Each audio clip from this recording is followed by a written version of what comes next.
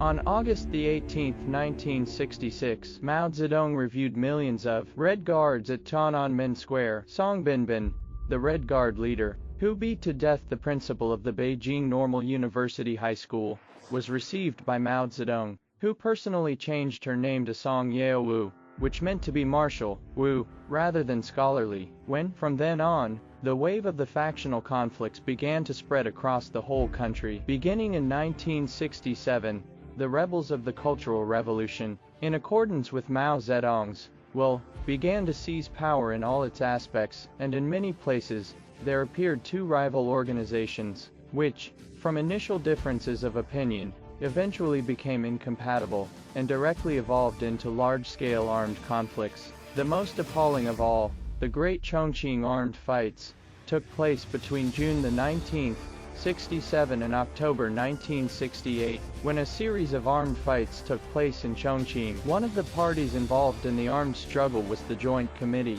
for Proletarian Revolutionary Rebellion, or called Revolutionary Alliance, which had already seized power in Chongqing's party and government organs, while the other party was the Anti-the-Yin faction. From June 5 to 8, 1967, thousands of people from the two factions started the prelude to a major armed struggle in Chongqing at the Southwest Normal College. On August 5, 1967, the two factions went so far as to use tanks, anti-aircraft machine guns, and other heavy weapons in an armed fight over the construction of a machine tool factory in Chongqing. On August 8, 1967, the Anti-the-Yin faction used converted gunboats to shell the Chongqing Dongfeng shipyard and the Honggong building along the Yangtze River. Between June 19, 1967 and the summer of 1968, there were 31 armed struggles in Chongqing, 24 of which involved the use of guns,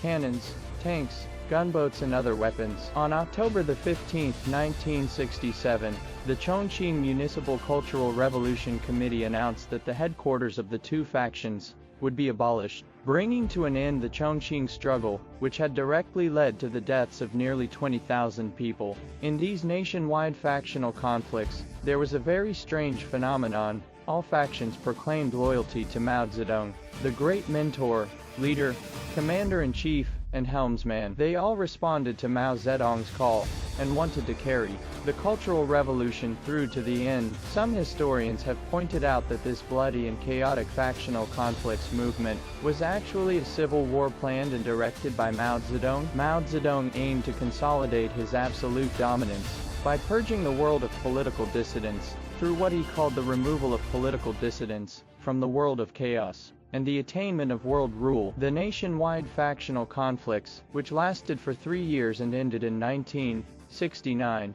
left 300,000 to 500,000 people dead,